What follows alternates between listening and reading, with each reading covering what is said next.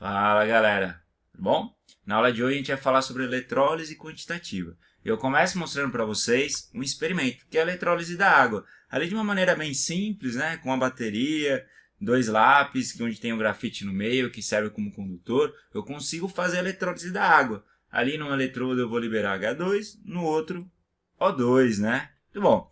Olhando aqui o experimento, o tamanho da bateria de 9 volts, será que eu vou conseguir fazer a eletrólise de toda a água que tem nesse becker aí, nesse copo? Provavelmente não. E se eu trocar por uma bateria de carro, será que eu consigo?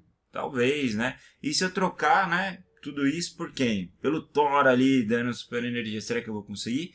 Com certeza, né? Então a bateria tem uma certa carga elétrica, ela consegue fornecer um tanto de energia. E é isso que a gente vai falar na aula de hoje.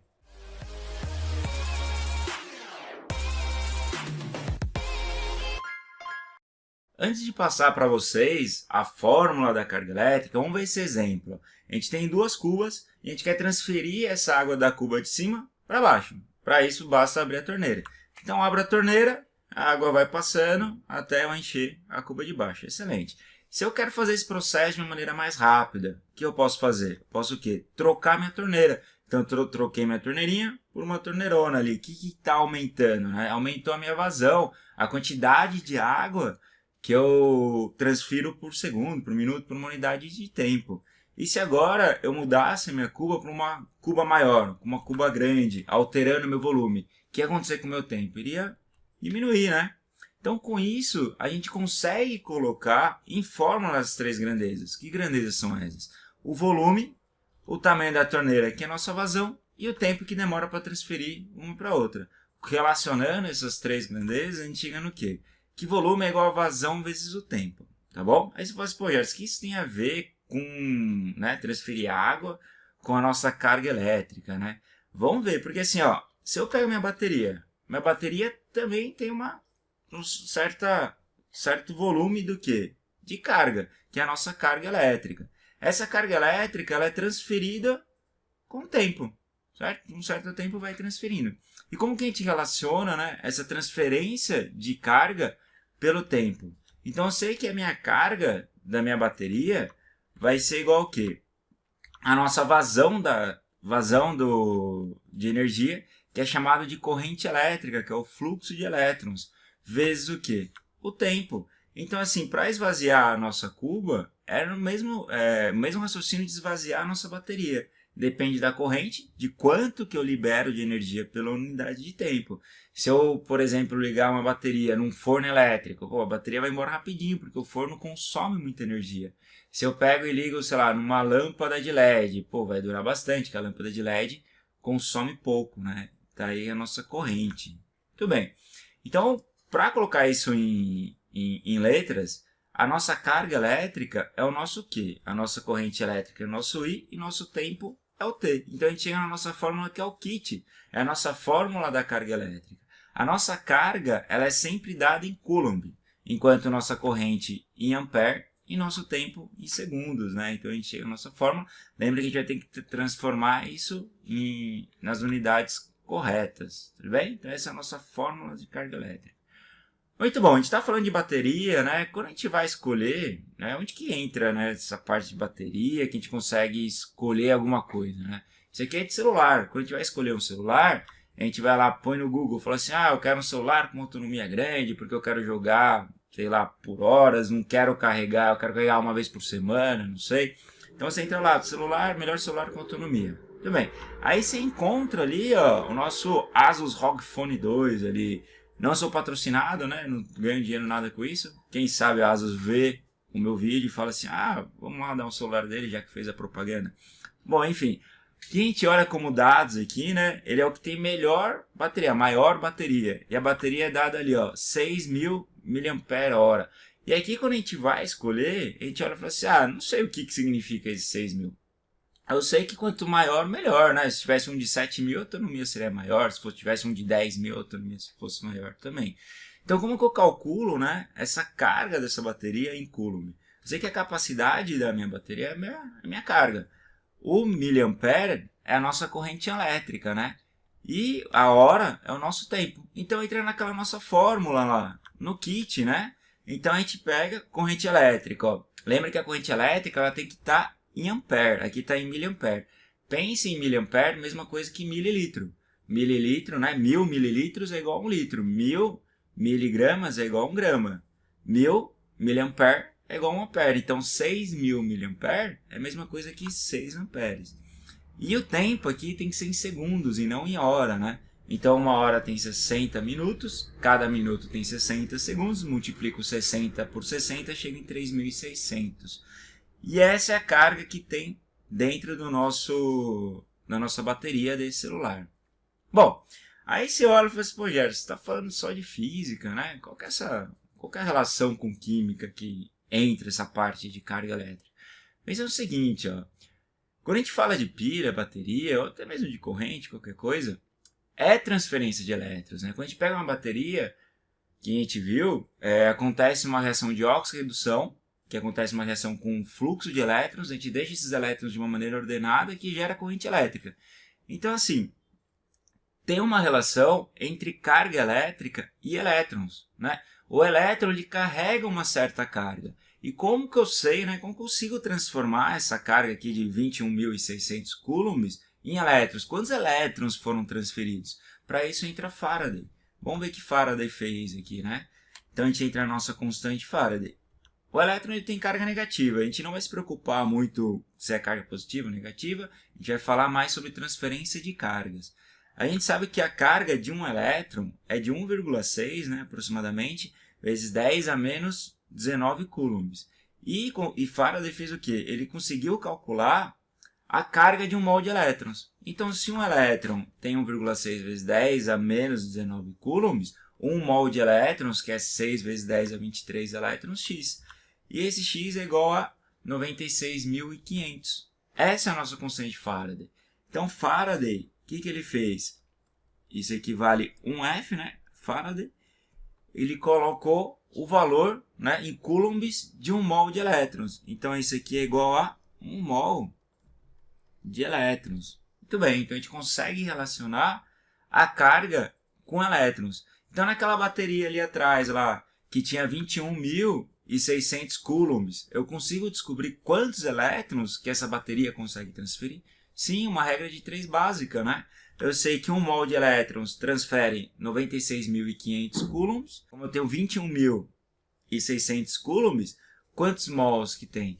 Fazendo essa conta dá 0,22 mol de elétrons. Excelente. Bom, essa bateria ela transfere elétrons através de reações químicas, certo? As baterias geralmente elas são formadas de níquel e de cádmio.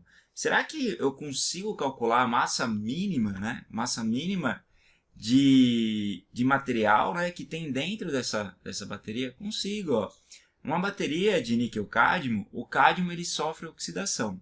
E para ele sofrer oxidação, ele sai do cádmio 0 para o cádmio 2+.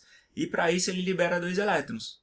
Então aqui ó, eu sei que eu consigo, né, eu reajo 1 mol de cádmio e formo 2 mols de elétrons. No caso ali da minha bateria que a gente viu, ela libera, né, ela reage, ela consegue fazer o fluxo de 0,22 mol de elétrons. Então aqui o X. Só que eu não quero saber quantos mols de cádmio reagiu. Eu quero saber qual que é a massa de cádmio que reagiu. A massa de cádmio que tem dentro ali da bateria.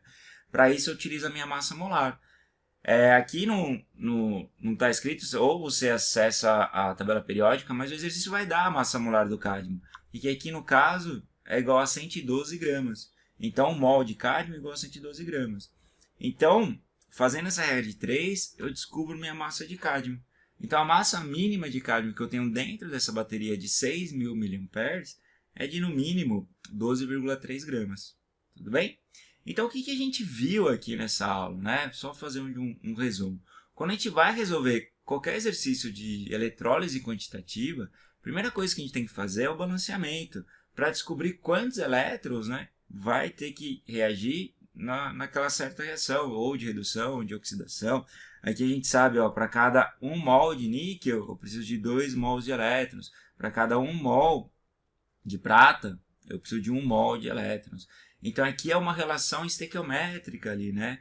Lembra que a gente transforma massa, volume molar, número de partículas. aqui a gente vai agora descobrir carga, né? A gente vai conseguir transformar essa quantidade de elétrons que estão sendo transferidos em carga. Tudo bem? E para isso a gente precisa do quê? Da constante de Faraday. A constante de Faraday ela transforma esses elétrons em carga.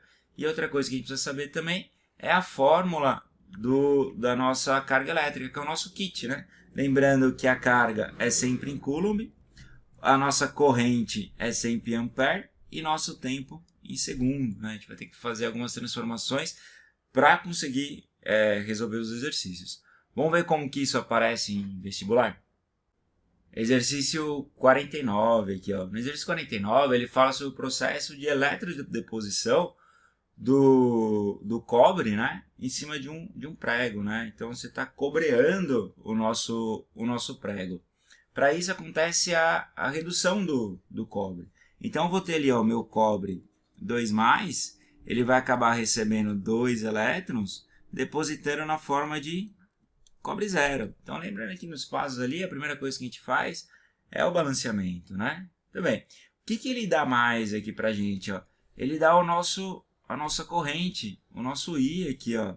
Então a nossa corrente, o nosso I é igual a 100 mA. Então, primeira informação da nossa corrente. E além disso, ele deu o nosso tempo ali, ó, 2 minutos também. Então ele deu o nosso tempo aqui, que é de 2 minutos. E eu quero saber a minha carga, né? Se eu tenho tempo, se eu tenho corrente, eu consigo descobrir a minha carga aqui, né? Eu consigo descobrir a minha carga pelo nosso kit. Só que lembra o seguinte, né?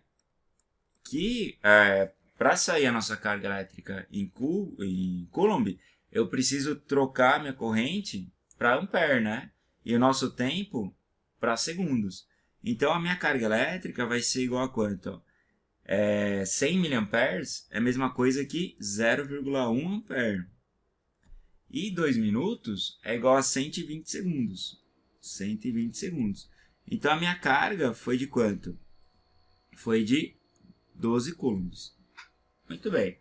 O que o exercício está perguntando? Ele está perguntando a massa de cobre que vai ser depositado quando eu forneço uma carga de 12 coulombs. Então aqui, ó, eu sei que eu tenho aqui, ó, uma relação de 2 mols de elétrons para 1 mol de cobre.